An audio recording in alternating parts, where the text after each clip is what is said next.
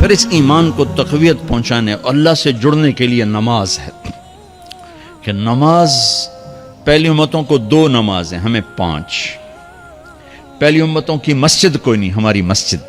پہلی امتوں کی اذان کوئی نہیں، ہمیں اذان ملی۔ اور اذان اتنا بڑا عمل بنا دیا میرے نبی نے کہ آپ نے فرمایا کہ اذان دینے والا قیامت کے دن سب سے اونچے مقام پر کھڑا ہوگا۔ حضرت علی فرمایا کرتے تھے کاش میں اللہ کے نبی سے حسن حسین کے لیے مسجد نبوی کی اذان مانگ لیتا، یہ حضرت علی فرمایا کرتے تھے۔ اور جنگ قادسیہ میں مؤذن زخمی ہو گیا تو اذان دینے کے شوق میں سردار آپس میں الجھ گئے، کہتا میں دوں گا، کہتا میں دوں گا۔ پھر قرہ اندازی ہوئی جس کا نام نکلا اس نے اذان دی۔ حضرت عمر فرمایا کرتے تھے اگر میں امیر المومنین نہ ہوتا، اگر میں خلیفہ وقت نہ ہوتا تو میں مسجد نبوی کا مؤذن بننا پسند کرتا۔ کسی کو اذان نہیں ملی، ہمیں اذان۔ پہلا مؤذن بلال بنا، پہلے مؤذن اللہ نے بلال کو یہ عزت عطا فرمائی۔ دنیا میں یہ ہے اور آخرت میں یہ ہے کہ میرے نبی نے فرمایا کہ جب جنت میں جانے کا وقت آئے گا نا تو جنت کی میرے لیے سواری لائی جائے گی، میں اس سواری پہ بیٹھوں گا تو اس کی جو وہ رسی ہوگی نا وہ ایسے نیچے گر جائے گی، یہ نیچے گرے گی۔ اس رسی کے یعنی اس کی جو لگام ہوتی ہے نا وہ نیچے گرنے کا مطلب ہے یہ ایسے نیچے گر گئی۔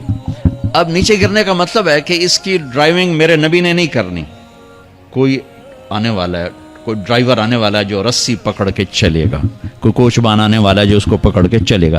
رسی کا گرنا ایک انڈیکیشن ہے کہ کوئی نصیب والا اب آئے گا۔ جب آپ کی سواری کھڑی ہوگی، رسی نیچے ہے، تو اب سب کی گردنیں ایسے ہوں گی، کون سب قیاس کر رہے کون کون کون۔ اللہ کی طرف سے اعلان ہوگا بلال کو بلایا جائے، بلال بلال۔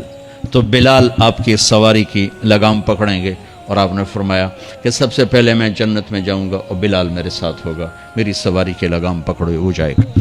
تو ہمیں اذان ملی، کسی امت کو اذان نہیں ملی۔ ہمیں 5 نمازیں ملی، کسی امت کو نمازیں نہیں۔ 2 نمازیں، ایک فجر کی 2 رکعت، عصر کی 2 رکعت۔ باجماعت نہیں، ان کو اپنی کتاب یاد نہیں، ہمیں قرآن یاد ہے۔ میرے مدرسے میں ایک بچہ اب ماشاءاللہ امریکہ میں وہ پڑھا رہا ہے، اس نے 30 دن میں قرآن یاد کیا۔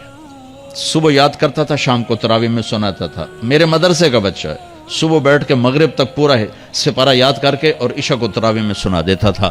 اللہ نے میں ایسا قرآن دے دیا کہ 1 مہینے میں بھی یاد ہو جاتا ہے۔ 3 دن میں بھی ایک بزرگ نے یاد کیا، 3 دن میں قرآن یاد کیا۔ اللہ نے ہمیں قرآن کی دولت عطا فرمائی، پڑھنے کے لیے 5 نمازیں عطا فرمائی، تہجد کی نماز عطا فرمائی، اوابین کی نماز دی، اشراق کی نماز دی، چاشت کی نماز دی۔ نماز کے کتنے دروازے کھول دیے۔ اور میرے نبی کی آخری نصیحت تھی میری امت نماز نہ چھوڑنا، نماز نہ چھوڑنا، نماز نہ چھوڑ۔ اور اس 14 صدی میں کوئی موقع ہے نماز چھوڑنے کا تو وہ میرے نبی کے نواسے کی کربلا کا ہے کہ جب ظلم بھی انتہا پر تھا اور مظلوم بھی اپنی آخری حدوں پر تھا، اور کائنات نے نہ ایسا ظلم دیکھا، نہ ایسے مظلوم دیکھے، نہ ایسی پاکیزہ ہستیاں دیکھی، نہ ایسے درندے دیکھے۔ تو سورج ڈھلا، نماز کا وقت ہوا ہے، تو آپ نے سبحان اللہ، آپ نے زہیر سے فرمایا کہ شمر سے کہو نماز پڑھنے دے، نماز پڑھنی ہے، امت کو پیغام دینا ہے کہ یہ کسی حال میں چھوڑنے کا کام نہیں ہے۔ تو انہوں نے آگے بڑھ کے شمر سے کہا نماز پڑھنے دو، انہوں نے کہا نہیں نماز نہیں پڑھنے دیں گے، ہماری تلوار چلے گی۔ انہوں نے واپس آ کر کہا جی وہ کہہ رہے ہیں ہم جنگ نہیں روکیں گے، تلوار چلے گی۔ تو پھر یہ نہیں فرمایا اچھا چلو ٹھیک سر دیو، فرمایا اچھا آدھے نماز پڑھو آدھے جنگ کرو۔ آدھوں نے نماز پڑھی، آدھوں نے جنگ کی۔ پھر انہوں نے جنگ کی اور پہلوں نے نماز پڑھی، اور عصر سے پہلے سب کے سر کٹ کے نیزوں پہ چڑھ گئے۔ یہ وہ ہستیاں ہیں جن کو میرے نبی نے کہا میری آنکھوں کی ٹھنڈک حسن حسین، میرے جگر کے ٹکڑے، میرے جنت کے پھول، پتہ نہیں کیا کیا تشبیہات دی ہیں میرے نبی نے۔ اب جنت کے نوجوانوں کے سردار حسن اور حسین۔ اور پھر نماز نہیں چھوڑی۔ ان کو جنت کی بشارت تو ماں کے دودھ پیتے مل گئی تھی، کربلا کی وجہ سے نہیں ملی سرداری ان کو، وہ تو ان کے سر کا صحرا ہے الگ۔ ان کو سرداری جنت کے ملی ماں کا دودھ پیتے ہوئے کہ جنت کے نوجوانوں کے سردار ہیں حسن اور حسین۔ نماز نہیں چھوڑی میرے عزیزو، نماز نہ چھوڑ۔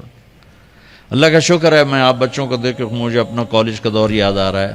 ہمارے دور میں ایک نعیم الدین صاحب گورنمنٹ کالج لاہور میں تبلیغ کا کام کرتے تھے، اور وہ اکیلے ہی نماز پڑھتے تھے، کوئی نمازی نہیں ہوتا تھا،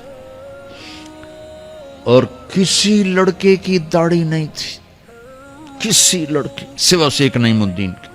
اب ہر کالج میں جائے داڑھیوں والے بچے نظر آتے ہیں، ٹوپیوں والے بچے نظر آتے ہیں، کوئی لڑکی کے سر پہ دوپٹہ نہیں ہوتا تھا، کوئی ایجوکیشن تھی۔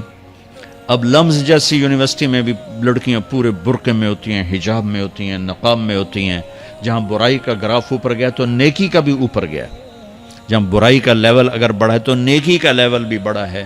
اتنا بڑا میری نسل کا مجمع اللہ کی بات سن رہا ہے، یہ اس دور میں کوئی تصور نہیں کر سکتا تھا۔